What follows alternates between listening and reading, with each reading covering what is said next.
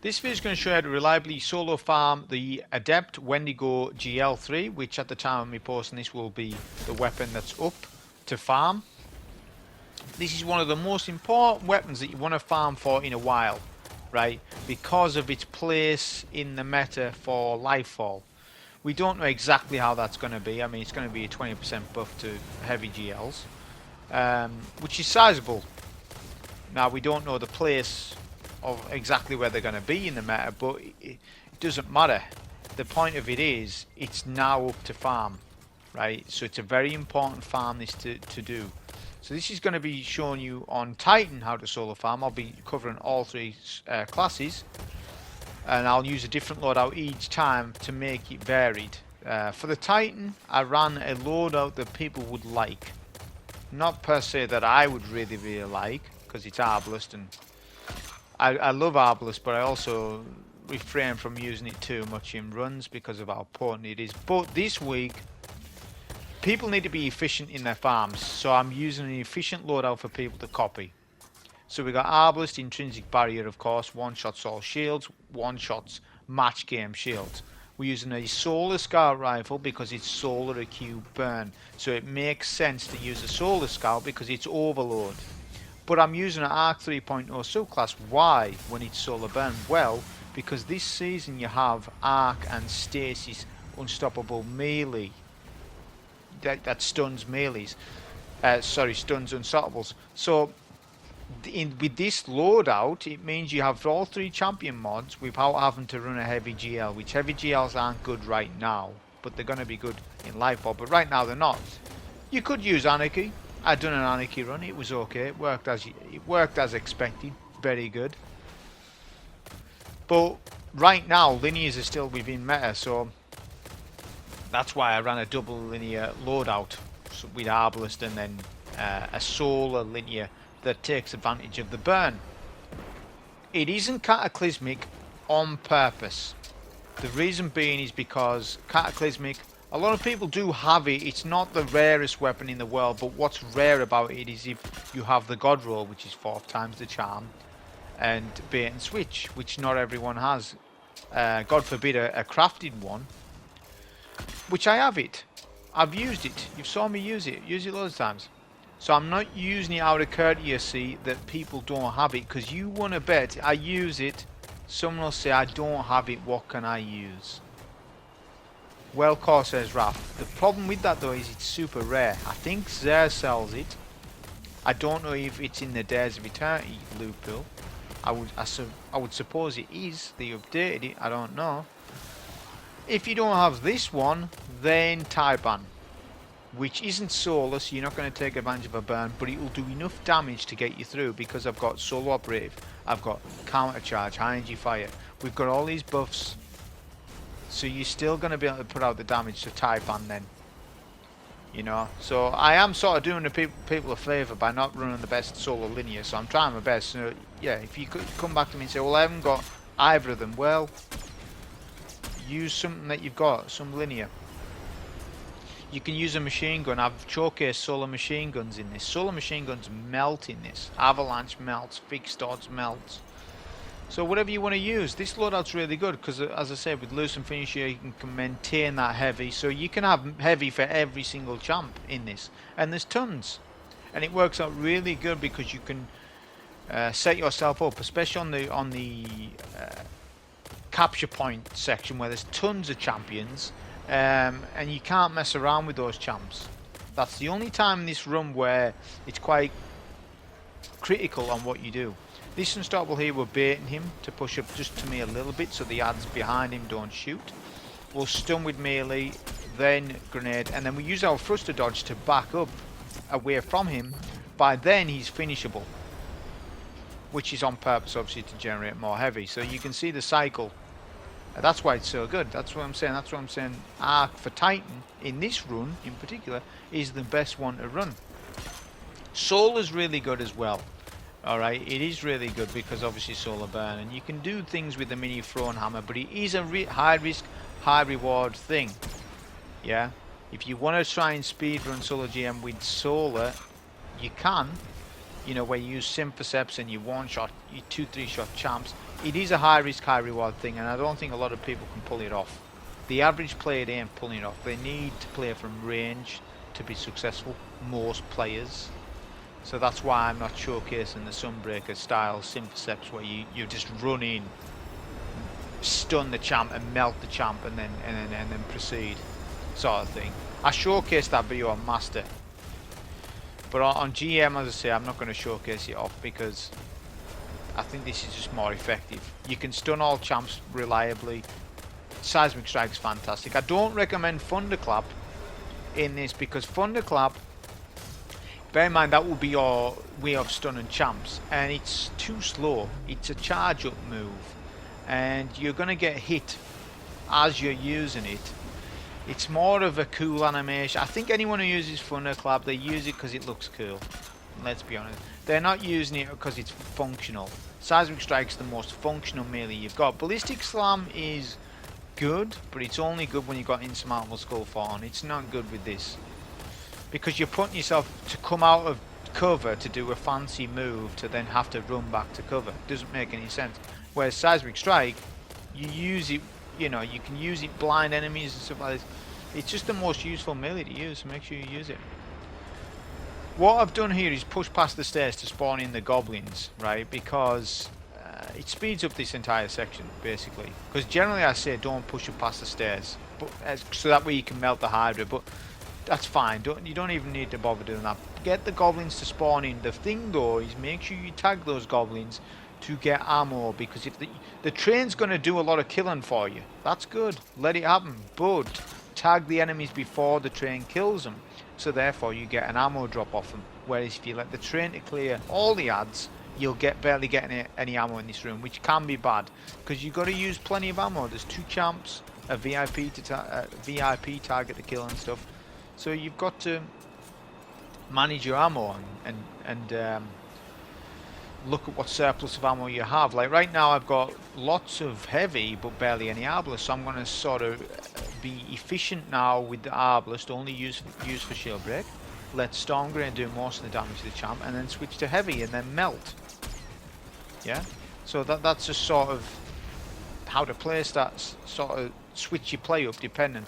I need to use Arbalest right here though to get a shield break on this Minotaur. You need to clear out one of the 2 void shielded Minotaurs in this room. If you don't do that, the strategy isn't as good, because when you push up to the stairs, eventually one of the Minotaurs sneaks up behind you while you're fighting and melees you. It's something that always happens. But if there's only one void Minotaur, that won't happen. He'll sit idle. He doesn't want to push.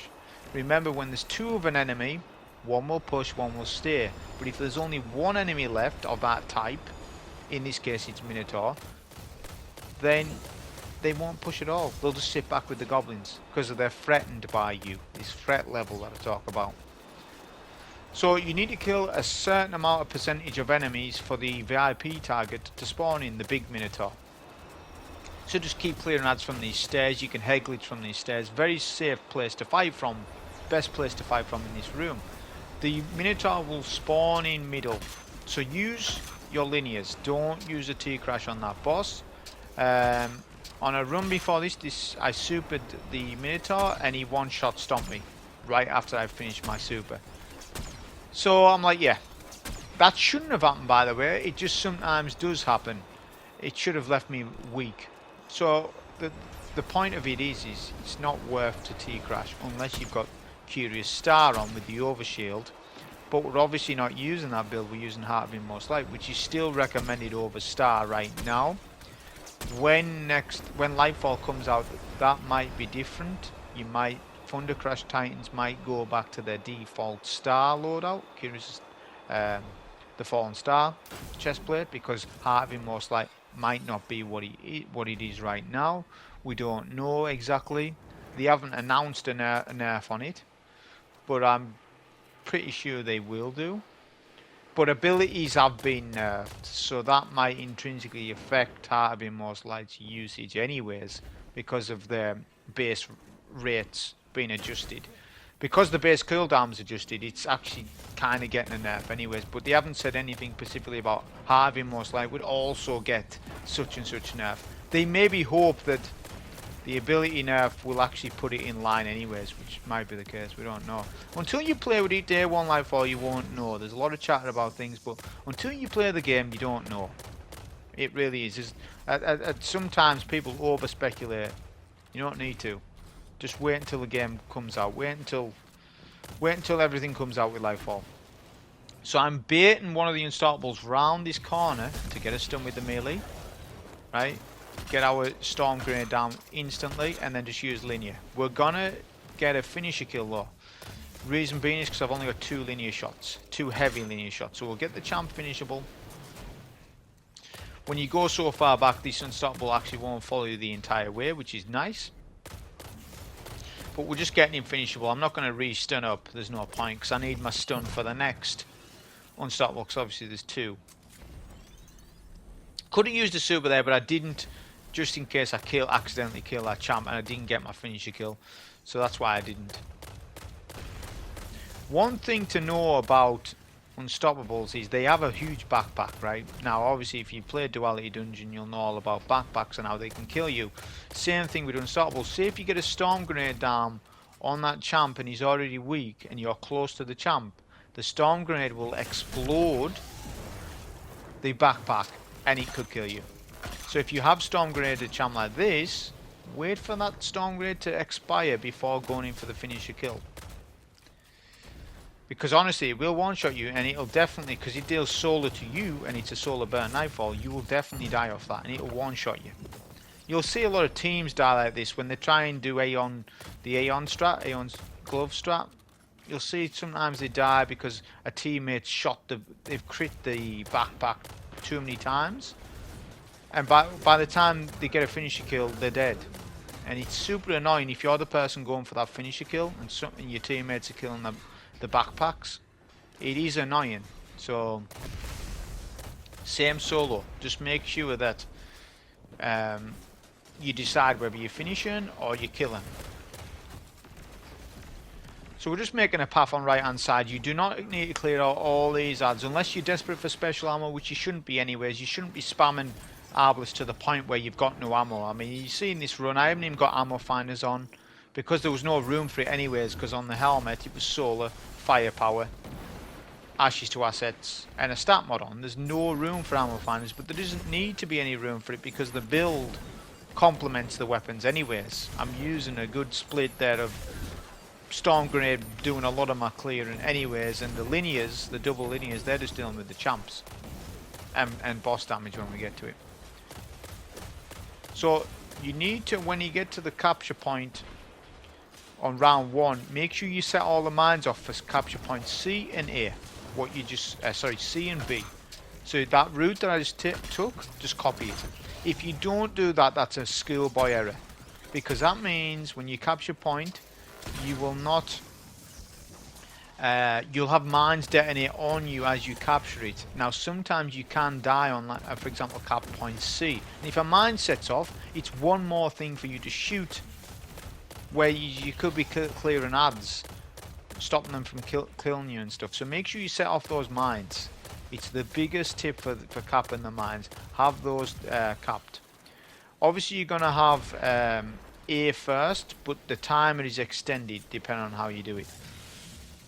So I cleared out the overload because the overload was directly in the middle of the map. I'm going to get a stun on the unstoppable because I'm confident to get the stun and then back out quickly enough, because I know the 2 barriers can melt you because they're still alive. But that's the beauty of Seismic Strike, is that I can quickly do that, then thruster dodge back in cover before they can even hit me really.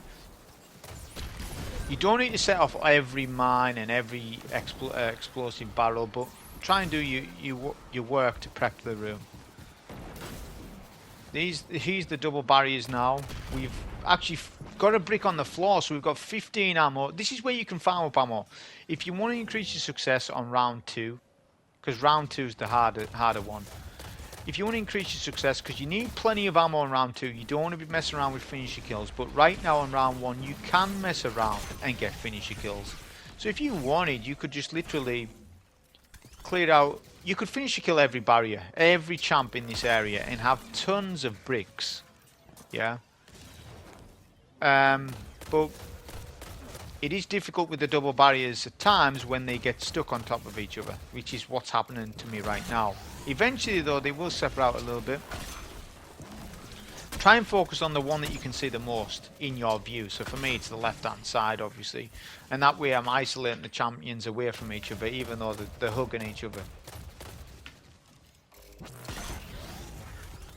We'll use a bit of heavy here because we're going to go in for finish kill. I'm going to get a body shot on that last shot on purpose because I would have killed if not. That was just to get the champ finishable enough to get another loosen finisher going.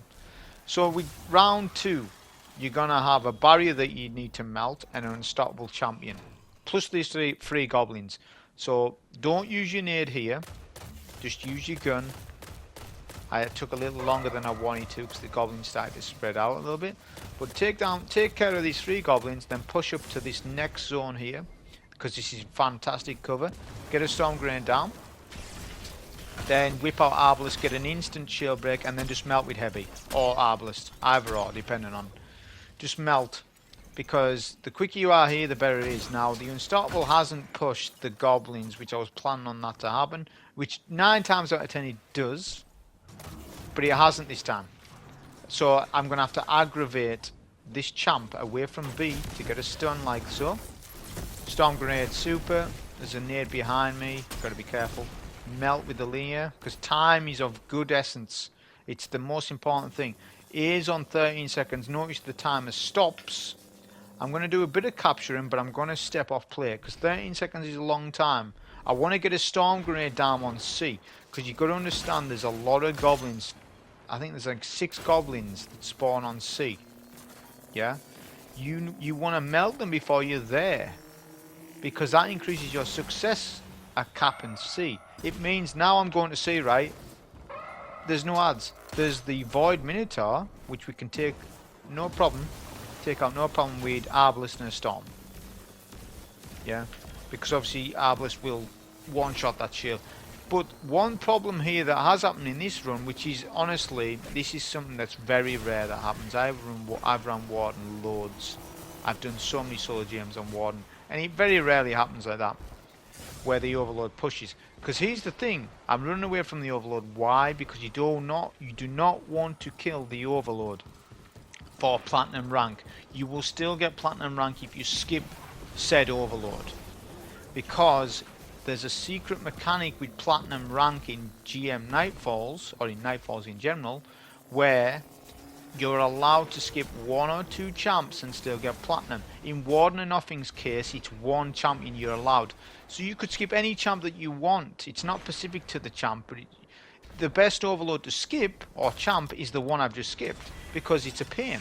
You're having to cap points while kill a champ. It's the hardest one to do. But not only that, there's a 2-sided coin with it, because if you actually kill the Overlord and quickly, you'll spawn in another Overlord champ, which by the way does count for Platinum rating because that champ has spawned. And then that in that case, this whole thing about skipping a champ and getting a 3 token, it actually gets removed and you get gold rating.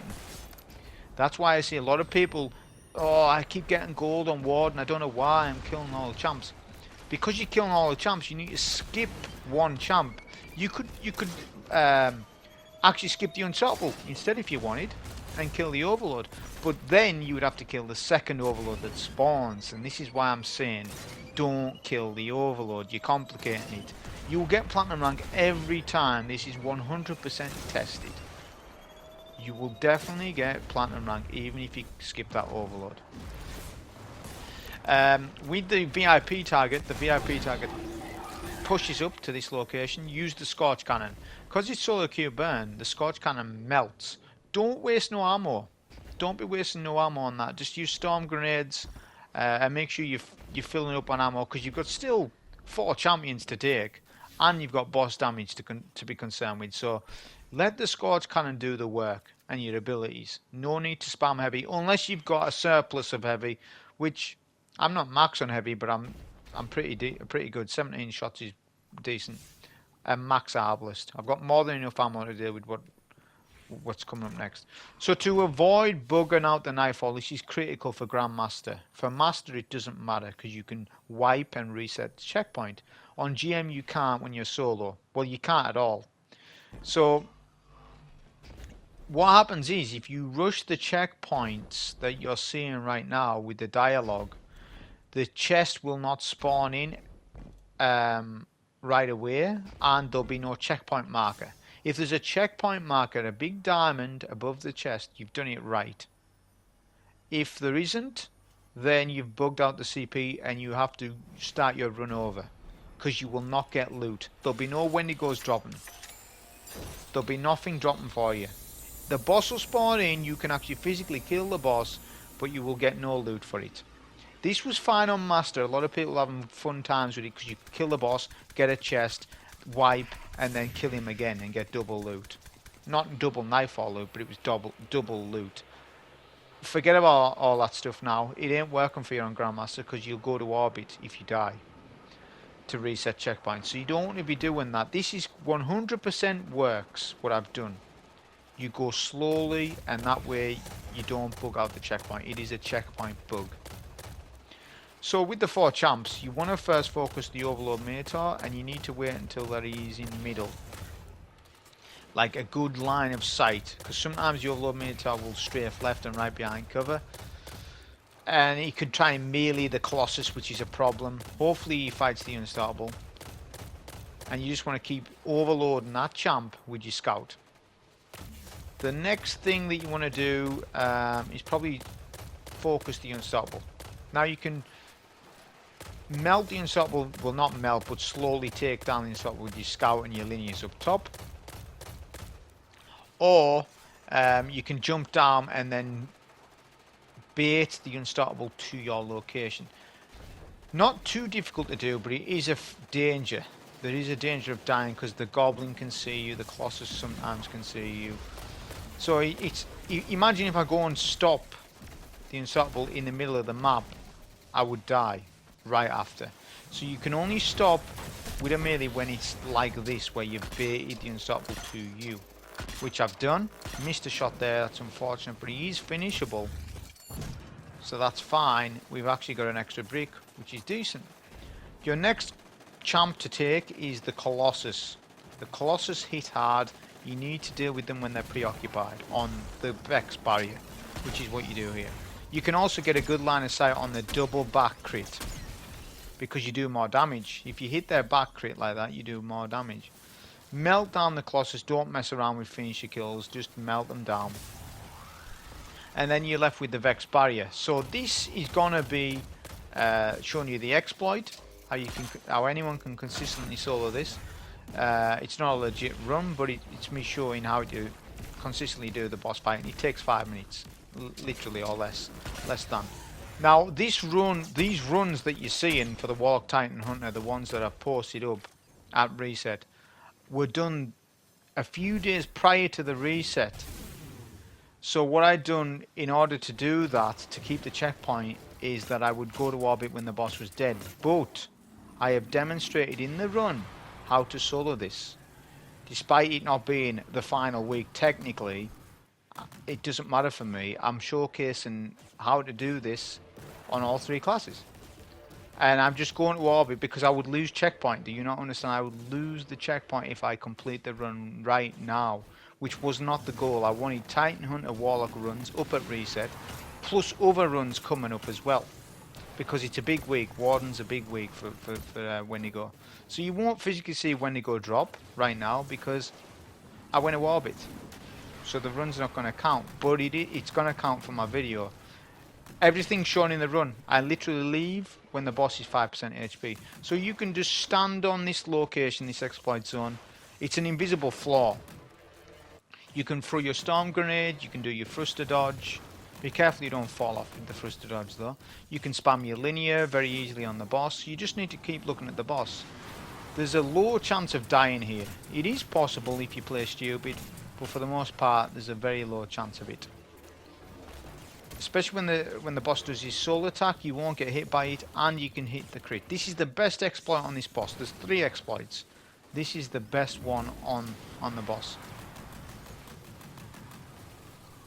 So we're just speeding it up just for the courtesy of the video, right?